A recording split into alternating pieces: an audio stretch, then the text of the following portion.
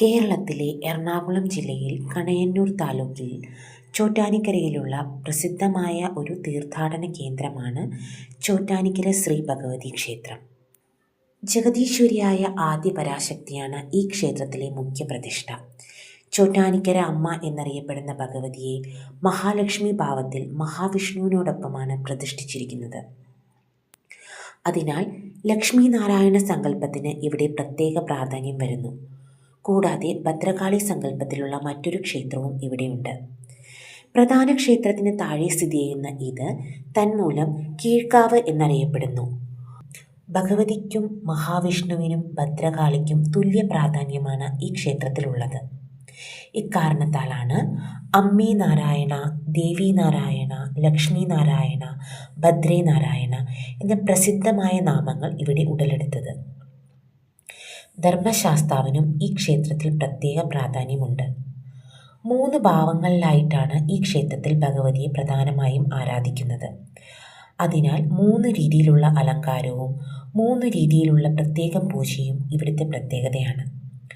വെള്ള വസ്ത്രത്തിൽ പൊതിഞ്ഞ് വിദ്യാസ്വരൂപിണിയായ മഹാസരസ്വതിയായി പ്രഭാതത്തിലും, ചുവന്ന വസ്ത്രത്തിൽ പൊതിഞ്ഞ് ശ്രീ ഭദ്രകാളിയായി ഉച്ചയ്ക്കും, നീലവസ്ത്രത്തിൽ അലങ്കരിച്ച് ദുർഗാ പരമേശ്വരിയായി വൈകുന്നേരവും ആരാധിക്കുന്നു.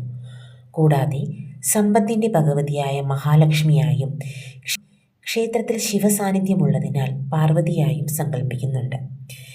ഇങ്ങനെ ഭഗവതിയെ പ്രധാനപ്പെട്ട 5 ഭാവങ്ങൾ ആരാധിക്കുന്നു എന്നതിനാൽ ചോറ്റാനിക്കര അമ്മയെ രാജരാജേശ്വരി അഥവാ ആദി പരാശക്തി ഭാവത്തിലാണ് സങ്കല്പിക്കുന്നത്.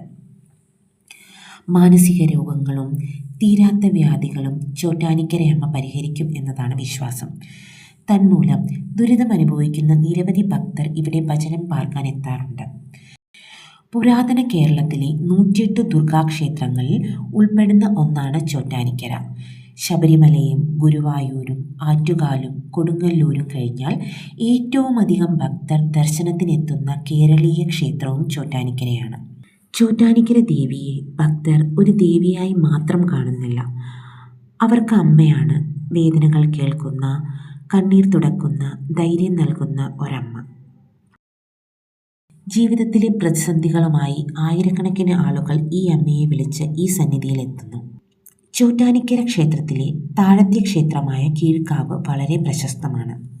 ചോറ്റാനിക്കര ദേവീക്ഷേത്രം ഒരു ഒറ്റ ക്ഷേത്രമല്ല, ഇത് വലിയ ക്ഷേത്ര സമുച്ചയമാണ്. മുകളിലത്തെ ക്ഷേത്രത്തിൽ രാജരാജേശ്വരി ദേവി ശാന്തമായി വാഴുന്നു. താഴെയുള്ള കീഴ്ക്കാവ് ക്ഷേത്രത്തിൽ ഭദ്രകാളി ദേവി ശക്തമായ രൂപത്തിലാണ് ആരാധിക്കപ്പെടുന്നത്. ഇരു ക്ഷേത്രങ്ങളും ഒരുമിച്ച് ചോറ്റാനിക്കരയുടെ ആത്മീയ ശക്തിയെ പൂർണ്ണമാക്കുന്നു. ചോറ്റാനിക്കര ദേവീക്ഷേത്രത്തിലെ ഒരു പ്രധാന വഴിപാടാണ് കുരുതി വഴിപാട്. വൈകുന്നേരം സൂര്യൻ അസ്തമിക്കുമ്പോൾ ദീപങ്ങൾ തെളിയുകയും ശംഖുനാദം മുഴങ്ങുകയും മന്ത്രോച്ചാരണങ്ങൾ അന്തരീക്ഷം നിറയ്ക്കുകയും ചെയ്യുന്ന സമയത്താണ് കുരുതി വഴിപാട് നടക്കുന്നത്. ഈ സമയത്ത് ക്ഷേത്രം വളരെ ദിവ്യമായ ഒരു അനുഭവമായി തീരുന്നു. മനസ്സിലെ ഭയങ്ങളും അശാന്തിയും ഇവിടെ അമ്മയ്ക്ക് സമർപ്പിക്കുമ്പോൾ ശാന്തത ലഭിക്കുന്നു എന്നാണ് ഭക്തരുടെ അനുഭവം. വിളിച്ചാൽ വെളിപ്പുറത്തെത്തുന്ന അമ്മ, ഇങ്ങനെയാണ് ഭക്തർ ചോറ്റാനിക്കര അമ്മയെ വിശേഷിപ്പിക്കുന്നത്. ചോറ്റാനിക്കര ദേവീക്ഷേത്രത്തിൽ ആ ക്ഷേത്രത്തിൻ്റെ പരിസരം വളരെ ശാന്തമാണ്. വലിയ വൃക്ഷങ്ങൾ, തണൽ നിറഞ്ഞ വഴികൾ, പക്ഷികളുടെ ശബ്ദം ഇവയെല്ലാം മനസ്സിനെ പതുക്കെ ശാന്തമാക്കുന്നു. ക്ഷേത്രത്തിനുള്ളിൽ കയറുമ്പോൾ പുറത്തെ ലോകത്തിൻ്റെ ഭാരം പതുക്കെ അകന്നുപോയ പോലെ തോന്നും. ചോറ്റാനിക്കര ദേവീക്ഷേത്രം വെറും ഒരു ആരാധനാലയം മാത്രമല്ല, അത് വിശ്വാസമാണ്, ആശ്വാസമാണ്, ജീവിതത്തിൽ മുന്നോട്ട് പോകാൻ ധൈര്യം നൽകുന്ന ഒരു ശക്തിയാണ്.